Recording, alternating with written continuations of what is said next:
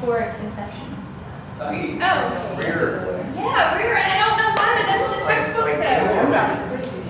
To get pregnant? Yeah. Yeah, rear entry. I don't know why, though. I got to figure that out. Rear entry. It could be. It must be. Yeah. And then, It must be. I'm all over it. okay. Okay, another one. Oh, here's a good one. Why are men so interested in pornography while in a relationship or married? Because you want to bring it on. Oh! I think he's just calling out everybody. Meg, can you answer that? The question was, why are men so interested in pornography? Go for it. Because we actually have imagination while girls don't. Yeah. Hey! Okay, so it could be a form of fantasy. Did you hear what he said? An imagination, so it could be a form of fantasy play. You know, thinking about fantasy. Makes sense. Okay, so and it could be viewed as a. Did you hear what he said? Your hormones are raging, and you want to engage in something, and it could be a form of safer sex because there's no exchange of fluids or sharing that way with a partner. So that could be a reason too. Why else? You're both correct.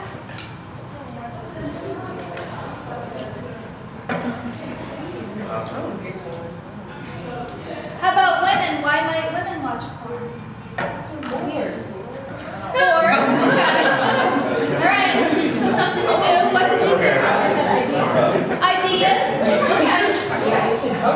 Okay. So why are we more criticized for it? Yeah. Why are men criticized? Yeah, like I mean, if we do it, oh, it's not because we're bored. It's because we're dirty, filthy animals. Oh, yeah. And when a girl does it, it's because I'm bored. Yeah. This is not a personal attack. No, you're right. I'm like, Right, because then what are we doing if we say guys watch porn so they're dirty? We're stereotyping you. That hurts to be stereotyped, just like it hurts women to be stereotyped too. Yeah, so it's something to be sensitive about. So, did we answer that question? I think you all did. That's good. Alright. Can putting a computer on your lap really make you unfertile? So is this men or women? Man, with and spandex. Okay, so No, actually, you want to go ahead, you answer. this one answer with answers was that the number one killer of sperm is they went through like 10 different things. It was like putting a laptop on your junk can decrease the sperm count, and most of all, Mountain Dew. But like just putting a computer there for guys, it does heat up the junk, and So the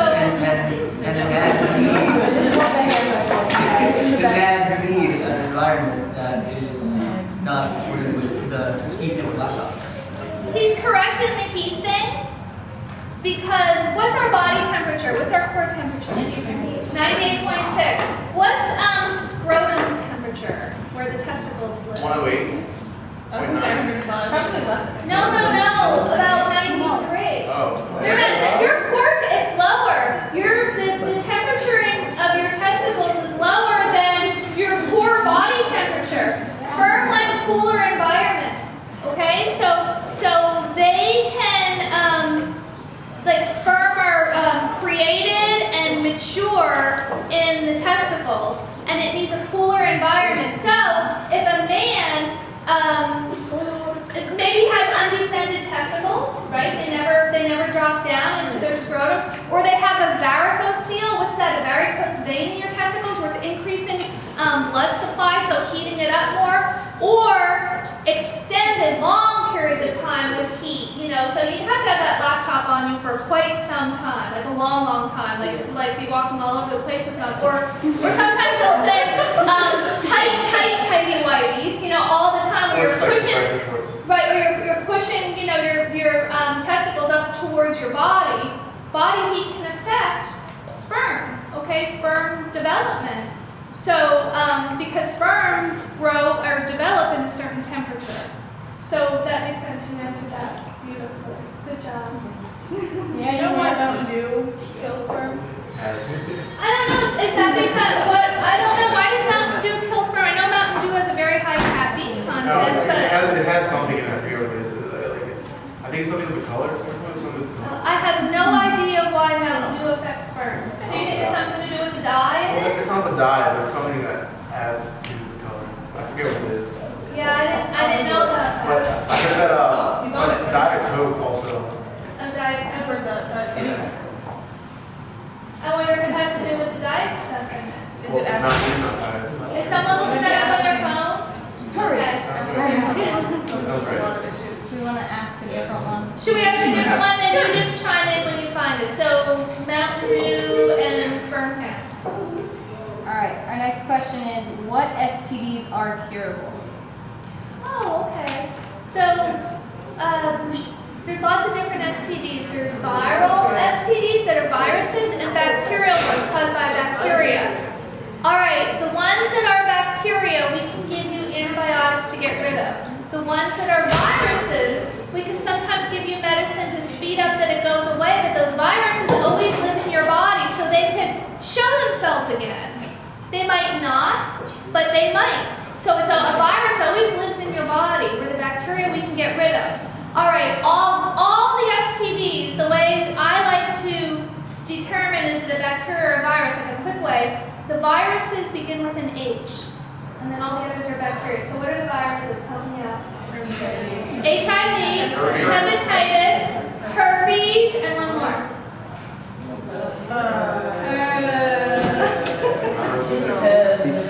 HPV, human papillomavirus, the precursor to genital warts. Okay? They're all the H's, they're viruses. We can't get rid of those. We can give you medicine, to make it go away, but the virus still lives in your body. All the others are bacteria. Okay? And those we can give you antibiotics for. And they go away. You could get it again if you're exposed to it again. Okay? But we can make it go away. So the HPV shot for girls that you get, is that a killed strand of that virus? Yeah, and what it is, so we carry in health services Gardasil is the HPV vaccine. It's a series of 3 shots. Pretty expensive, but we have it for free. Yay! It's like $140 a vaccine. You get a series of 3, but we carry it for free in health services, so take advantage of that if you want. Because it's very expensive. But what was your question again? I lost it. If it's like a... Oh yeah, yes. So what happens is there's many different strains of HPV, like 100 different strains. But what they found that the 4 most common ones that cause genital warts or cervical cancer in women, so genital warts in men or women, or cervical cancer in women, they put the 4 most common strains together and made this vaccine called Gardasil. Now, it's not, it won't make, if you already have the virus, it won't make it go away. It's more preventive, okay? So you want to get the best way to do would be to get the vaccine before you are sexually active. But if you're sexually active, that's okay. You can still get the vaccine. But if you already have one of the 4 strains, it's not going to make it go away. It's supposed to prevent you from getting then the other 3 strains. Okay? And it is indicated for men now. We used to only give it to women, but we can give it to men now too. Okay? Yes? Cold sores is not a result of herpes, but like a sign, right? Okay, so there's 2 different types of herpes. There's type 1 and type 2. And type 1 we more commonly call oral herpes, and type 2 genital herpes.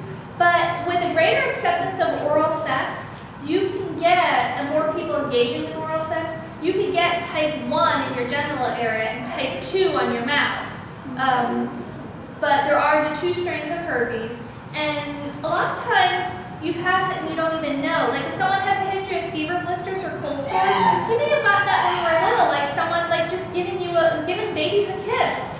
You don't.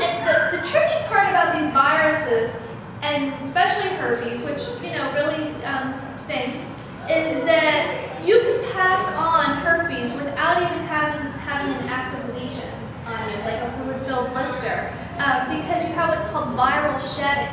We don't know when your body's shedding the virus. We wish we did, because then you could be like, oh, I'm gonna not engage in this behavior for a while because I have a lot of viral shedding. So you don't even know when you could pass it to someone. So sometimes when someone gets herpes, they didn't even know they were giving it to the person, and that stinks. So your best protection against getting genital herpes would be condoms. But condoms only protect so much too, if you think about it, so much of your body, because while some STDs are exchange of blood and body fluids, herpes and genital warts are skin-to-skin contact. So you don't even need an exchange of blood and body fluids. It's just that close skin-to-skin contact. And if you have a high viral load in your body, and you're doing a lot of viral shedding, you could actually transmit it to someone. And I know it doesn't seem fair, and it takes the fun out of things, but that's, So good communication.